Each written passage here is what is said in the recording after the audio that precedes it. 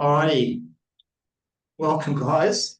I'm actually in Port Douglas at the moment, just up from Cairns, and I just want to welcome Kyle to the chat. So thanks, brother. I No way. appreciate the time difference between you and I is a couple of hours. So yeah, and I've just made my way up to Port Douglas this afternoon.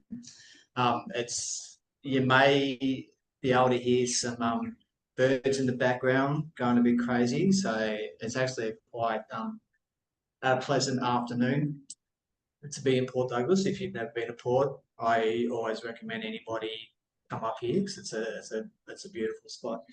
But in saying that, I'm sure there is equally beautiful spots over in Western Australia where Kyle is. So, but yeah, but brother, welcome to the Movember chat for this year. So just a recap for everybody, just doing a little bit things different for Movember this year. So I want to reach out to some friends and just kind of have a chat with them about what Movember means to them and men's health. And we're not just talking about men's health; we're talking about women's health, all that kind of stuff as well. So, mate, welcome to the chat. Appreciate you coming on board. So I really appreciate it.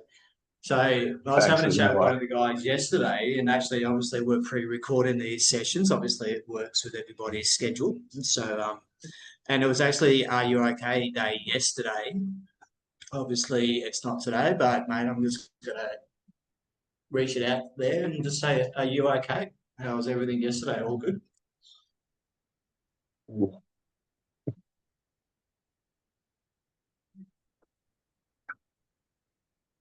So it kicks in now.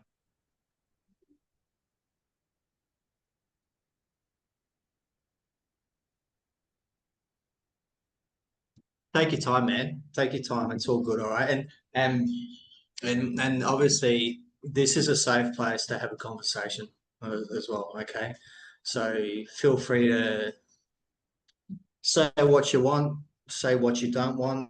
It's all good. No one's here to judge. I'm here to tell stories about myself as well. So, and I appreciate you being honest and open to it as well, man. So take your time. It's all good, brother. I guess, oh shit. This is the effect suicide has on people. I guess I don't like to make it all about myself, but see, my eyes have to look away just to be able to speak because Mm. it was 2008. I was 20. I just bought my first home. I was working at the sports store, which was fun, playing footy, doing representative footy. Everything was just going so well. And then one day, me and my mates decided, let's go around the corner to the school and go play some basketball. And I was dumb enough to jump on a skateboard and hold on to the back of my ute while one of my mates drove. And yeah, that didn't end too well. I had to get choppered to Royal Perth Hospital, where my heart failed twice, and I spent 9 days on life support. I spent another 9 months in hospital where I had to learn to walk, talk, eat, read, write all over again. Constant seizures. I think the Insurance Commission of WA said it was the biggest craniotomy they've, had to deal with. Yeah. Before my accident, you could say I was pretty arrogant, ignorant to the world. Mm. Since the accident, I think it's definitely made me a better person in a way that I don't look at things just selfishly. Like there was periods where I'd planned to take my own life and was even mocking wills. Like I was going to give away everything I own to people that never really ever gave a shit about me. And through this recovery, one of my jobs was at a real estate company that had an internet cafe. From there, I met one of my best mates today who he's a part of the Shaka Project as well. So I don't want to mention names, but as we built a really strong friendship and through my recovery, years later, I ended up doing traineeships and ended up working up at Rio Tinto. And I had a missed call from him one day when I was working there. So I've gone into the crib room and I've called him. And there he was telling me he's on his way to Perth to turn his son's life support off, who had obviously done something.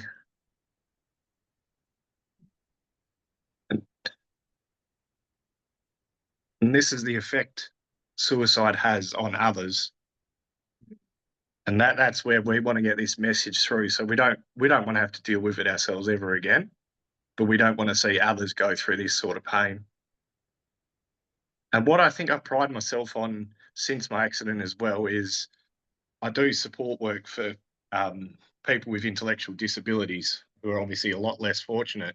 But from there, I even have workmates to this day, males and females, that reach out for help when they're struggling because they know, I've made it clear, not too detailed, that I've been through a lot myself, where they've got a comfort to actually opening up and being honest about what's going on. And I keep all their, obviously, things private, but that's the best thing you can have is someone that's got an open ear or a shoulder to lean on. Because what is it? One of the best quotes, especially male to male, is, you'd rather have a mate cry on your shoulders and vent to you than you be crying looking over their coffin. And we've experienced too much of that. Yeah, and I just want to point out as well that for those who are watching or listening, Kyle and I are ambassadors for the Shaka Project as well.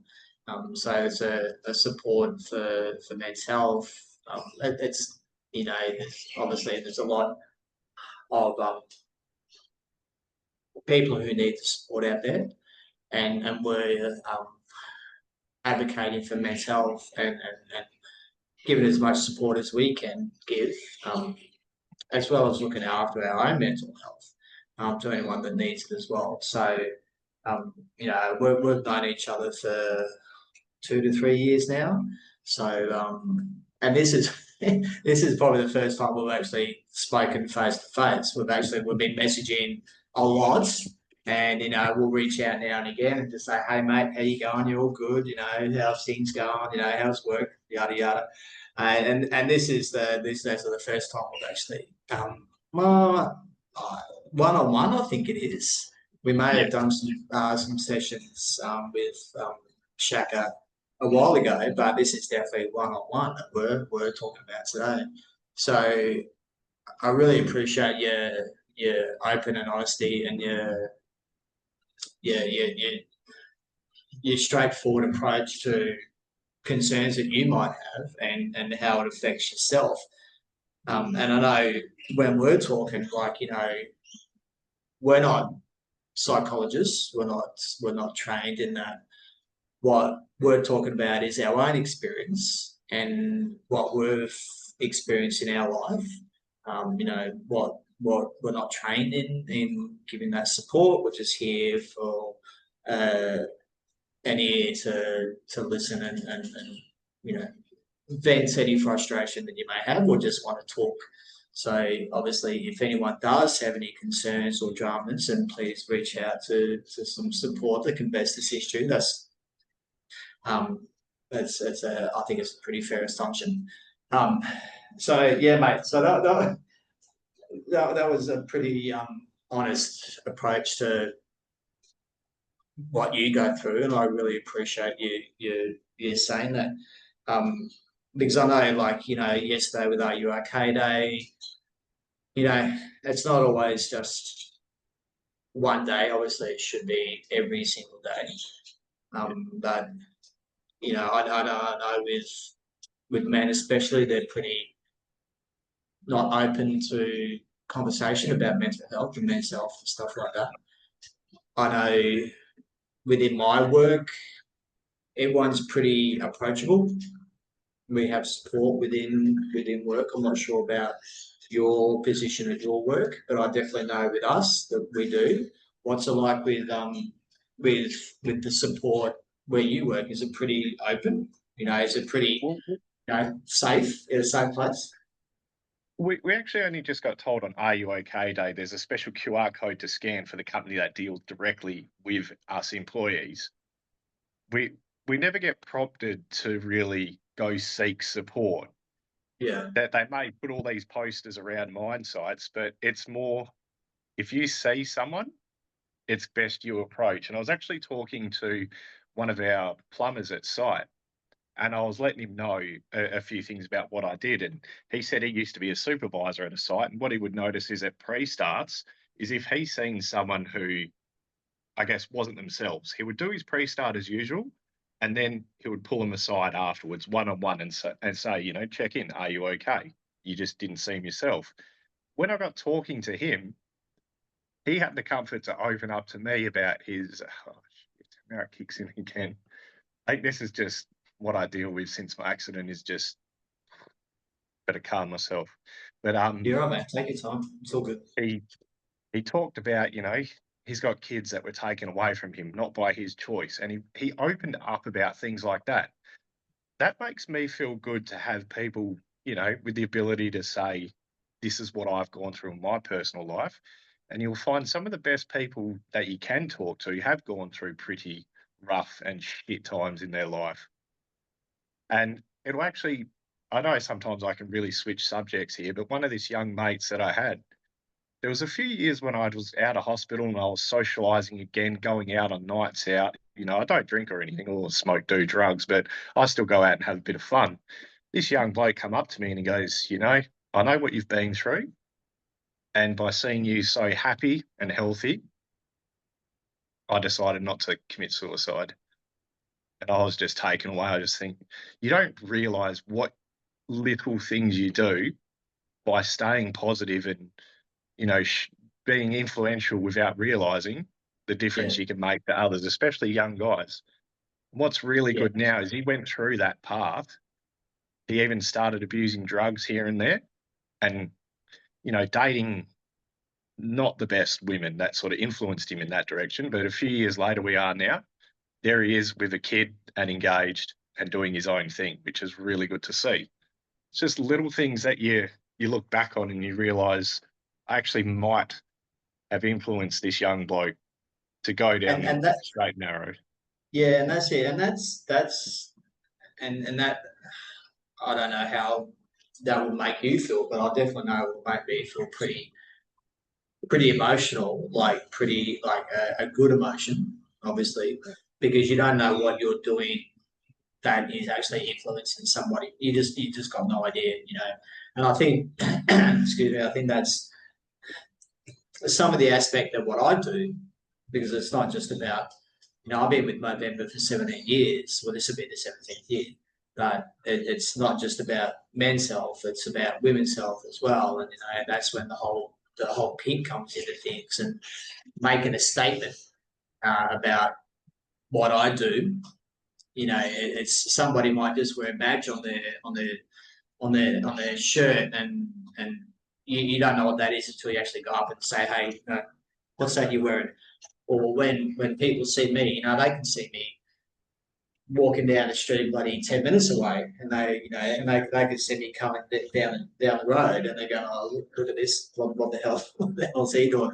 You know, I when we pulled up just before, you know, there was obviously people looking, smiling and stuff like that. So it's for me, it's getting awareness out there, not just for men's health, but for women's health, because I know there's I've had an amazing bunch of women support me over the years. Loved every single one of them, and you know, it's the least that I can do for someone who's supported me over these years, just by, you know, wearing pink, you know, having a pink mo, having a pink shirt, having a pink watch strap, having a pink case on my phone, you know, pink shoes, you know, it's pink. It's making a statement.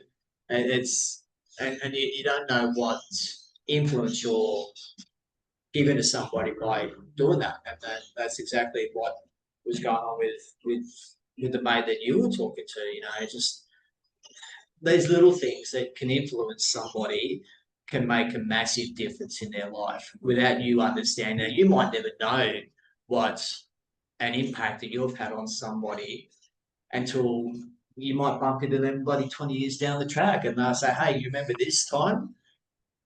You influenced me. You helped me reevaluate my situation, reevaluate evaluate my life. So, you know, mate, kudos for you for that. You know, it's something that would be pretty emotional. I know when I'll think about that, it will make me pretty emotional knowing that what you've done has impacted somebody to turn themselves around. So yeah, good on you. I remember when I first seen you, obviously joining the Shaka as well.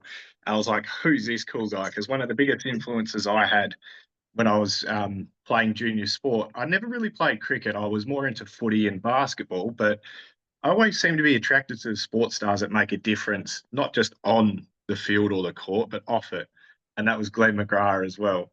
Yeah. And I remember years ago, I emailed the McGrath Foundation and said, "Would love to go on a holiday to Melbourne. I want to be doing, stuff with the McGrath Foundation while I'm over there." Where they replied, "Oh, what city are you based in? We'll let you know when there's events." Mm. Eventually, they obviously let me know about the Perth events, and it was like my fourth event where I finally got to meet Glenn himself. So when I seen you, I thought, this guy's going to be cool. You could just see you had that charisma in you, and I was like, you've got to be the poster boy for the McGrath Foundation. And then even yourself, I didn't realize you did say, a few things that you'd been through, and I was like, that's evidently why you don't judge a book by its cover, because you look like this really happy bloke. But obviously, deep down, there's always a story behind someone. And that's where I Oh, guess yeah, smiles do 100, hide a lot yeah, of things. 100%. There's always, yeah, yeah. And I think with me, when I make an impact on somebody's life, I made an impact on an pretty sure she was 8 to 10 year old girl. She saw me at the shopping centre with her mum and basically wanted to come up and have a chat. And I explained the whole thing about men's health, about women's health, and by the sounds of it, someone in her family was impacted by breast cancer. Her mum made a generalised comment about that, but I think she was probably a little bit too young to really understand the impacts and what it does and what people do to support it. I think for her, it was more just the state. Oh, excuse me. It's more just a statement. It's just looking at somebody, especially a man who's Yeah. 51 with a pink hair and a pink moustache, going, "Who the hell? What the fuck is going on here?" Um, and that was having that conversation with her, making an impact because sure as shit, she'll go to school the next day, going, "Guess who I saw at the Yeah. centre yesterday?" And that's a lasting impression that she's got for her. Whether she puts two and two together to think about, well, why is it pink, or just for the fact that she's seen this guy looking like how he looks. And it doesn't bother me in the slightest. I get comments, I get laughs, I get people staring, I get young kids going, Dad, look at him. He's got pink hair, he's got a pink moustache, look at him. But, it's having that conversation because what it comes down to, it's all that's, it all comes together. Men's health, women's health, whether it's breast cancer awareness, whether it's suicide prevention, whatever the case is, I do stuff for Lifeblood as well. So it kind of just comes full circle, and everyone is impacted by something, whether it's suicide or suicide, cancer. We've all been impacted some way or another. It's understanding how it impacts those people and what it does for them and what support they have behind for them. Like I know my work has a good support base, but I know a lot of companies don't. And mental health is massive. It's been an ongoing thing for years without people realizing it. And like I remember when I've been with my psychologist for I don't know 7 years on and off, and I remember when I was in the army in 1990, I want to say 96, give or take, and I spoke to somebody outside of work, and you know what? I don't know if he was a psychologist. I honestly can't remember. It was just somebody to talk to. But back then, I wouldn't have mentioned anything about seeing somebody to talk to somebody about what I was going through at that time, because what I was going through at that time was pretty full on. Was really making an impact on my own mental health. But you couldn't say anything, not at that time. So Yeah. hopefully things have evolved. It's been a long time since I was in the army, so hopefully things have evolved and changed. It's the stigma, isn't it, that you're trying to, remove, where Yeah, us blokes, we didn't want to tell anyone we see a psychologist because we've got issues kind of thing. But it took me a long time. And obviously, I met my now wife, and we'd been married for a few years at the time when she said, you need to see one. And it took a bit for me to actually Google a psychologist around this area that had dealt with head trauma, because obviously, yeah, I'd hit my head on the road pretty hard. And I went and seen him, and it's just easy. You build that bond. And I started having a real, I guess it was an anxiety attack when, your PTSD, as you're probably aware of, starts kicking in. And that happens. This is why my vision just has to look away, because if I stare too long at someone in the eye, it'll just be boom, click, and I'll cry. I'll be yeah, walking through the shops and I'll be walking around going, talking about cooking snags on the barbie, just regular Aussie sort of stuff. And if I look and see a young person, a young male, especially in a wheelchair, it'll flash back going, that should be me. Why have yeah. I been so damn lucky to have to, you know, live what is a regular life these days where I, yeah, very lucky to be. And it's That's always it. that comparison. Yeah. Have you thought about what would have happened if things were different? I don't know if that's ever run through your mind at all. If It things, does all the time. yeah, and that would be pretty hard to deal with, I would think, as well, knowing that I've had this chance in life. What would have happened if I didn't have that opportunity? So, and I know I've And got some great friends who are in wheelchairs. Um, they're great athletes, but they've gone through a lot, obviously, in their lifetime, and yeah. it'd be pretty bloody hard. And I remember a story. His name was Casey Tatungi. I think he played for Geelong in the VFL. This was only a couple of years after I got out of hospital. There's this story about this young, promising VFL footballer who ran into the pack head first. And then Mm. obviously what happened has happened. He's now in a wheelchair. And I Yeah, thought, all he did was go head first for the footy.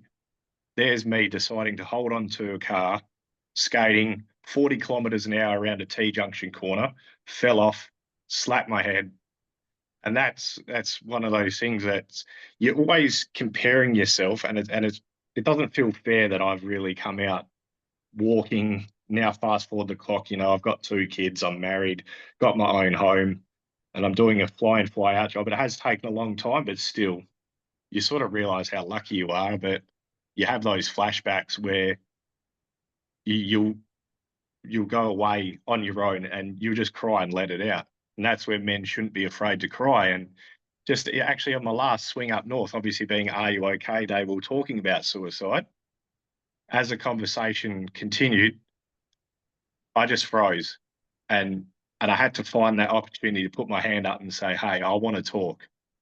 yeah, And then my body just froze again. And I just needed, there's little things that people do, whether they crack a smile or a really lame joke that break out being able to talk. And I was able to tell them about the time that, my mate gave me that call about his son. And I was actually working FIFO at the time too. So I knew I was flying home to a funeral to watch my best mate bury his son. And it's something you don't ever want to experience. your your kids, do they know your story about what happened? My son's only 4, my daughter's 2. So Yeah, it's something that, and that even leads me to I've got paintings and pictures of my dad, because my dad, I wasn't even 2 years old when I lost my dad on a motorbike accident. and they know, they either point to pictures of him and say "Daddy," or they know that that's Poppy.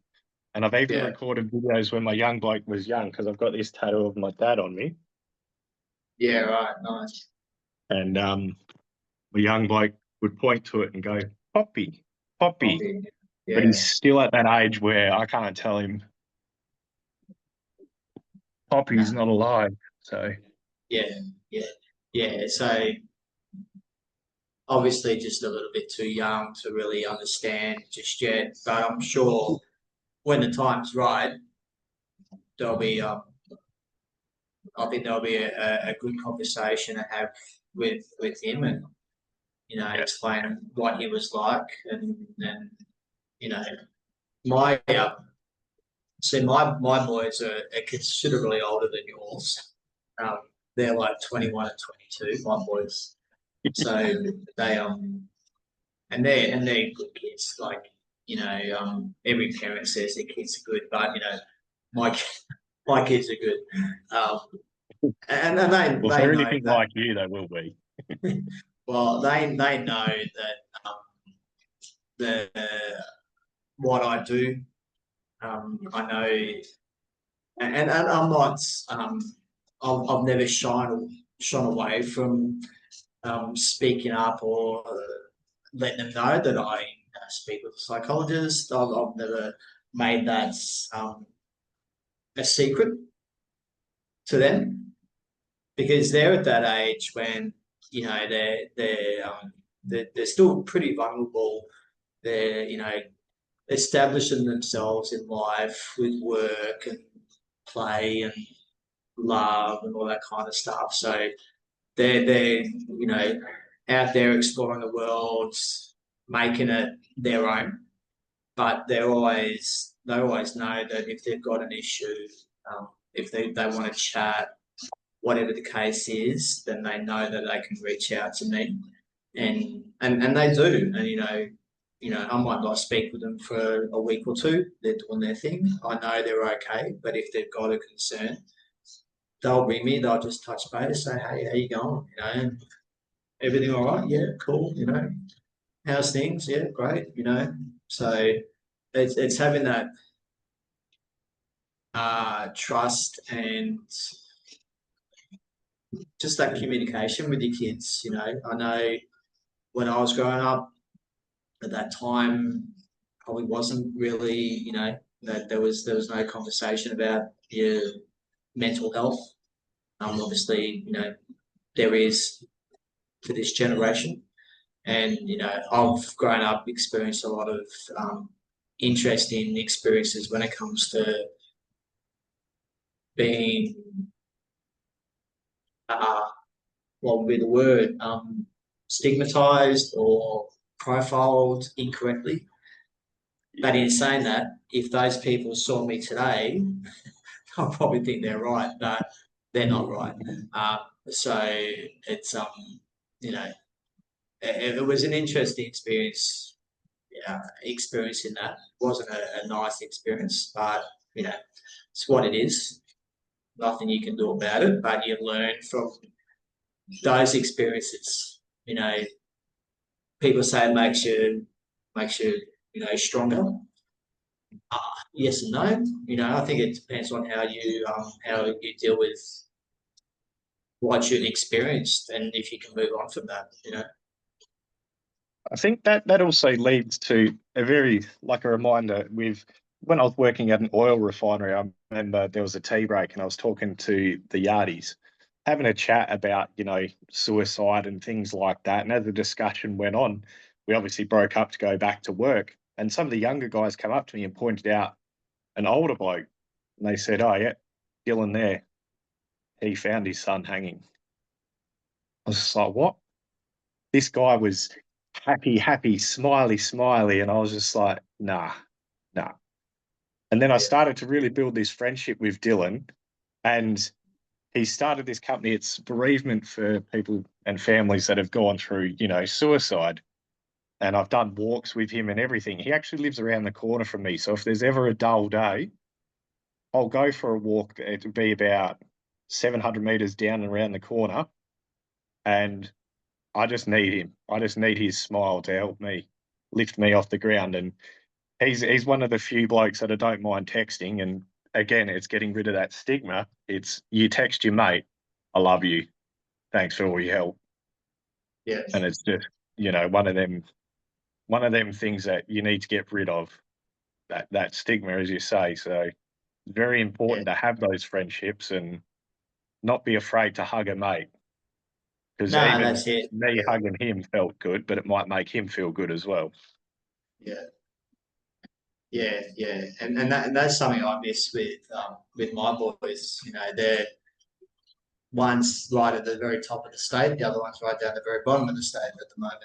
So it's the opportunity that I get to see, especially my elders, because he lives down in Brisbane with his partner, and I get every opportunity that I can to go down and see him and watch him perform and listen to him play his music, but also just to give him a hug. There's that. There's always that phone call. There's that text message. But it doesn't beat having that connection. Just give him a hug, say I love you, buddy. Everything all right. Miss you. Just having that bond. Now, whether it's your son, whether it's your mate, whether it's your dad, uncle, whoever, you know, there's that having that connection with somebody really does help. I It know it does can be pull on the hard for some people. heartstrings. Yeah, it does. Yeah, It definitely would. Like, that reminds me, this is something that I guess, it hurts me because I've seen people like yourself and other mates go through pain. It's when my son sits next to me on the couch and he's just like, Dad, put your arm around me and hug me. And I've had a mate who one day his girlfriend took his daughter for a drive, was only a few years old. Like, no worries, see you soon. Time went by, an hour went by, 2 hours went by, kept trying to text her, call her. 3 hours went by. He was like, where are you? You okay? And she just texted him saying, we're on our way to Melbourne. Just took off with his daughter like that. And just things like that. So I made sure I was always checking in on him. And I know he was going through a rough patch only a couple of years ago where I was fearing he would do something to himself. He's actually lost his uncle to suicide as well. So I texted him, I said, mate, in my house, I've got a spare bedroom, jump in, $100 a yeah, week, including bills. That's all I want from you. And then there was a brickie by trade and our mates and Friggy and Aircon who needed extra workers. So I said, how about you work with him? And fast forward the clock, he's now got his second trade and he's as happy as Larry. It's just, you've got to open your arms to your mates and just identify when they're struggling, just check yeah, in. yeah. It's That's it. And obviously tough for you guys. sometimes it's hard for those people to start that conversation with somebody. And that's kind of where that's when yourself, myself, whoever then needs to go, okay, well, are you okay? Is there anything you want to talk about? Is everything okay at home? Is there anything affecting work that may not be work related? Is it something that, for example, that you want to talk about? I think having that conversation initially, knowing, say, if that person knows that somebody is concerned for their well-being, then they're more willing to open up potentially at a later track. If I know somebody at work who, you just say, hey, Kyle, you okay today? And you say, yep, no worries, cool, awesome.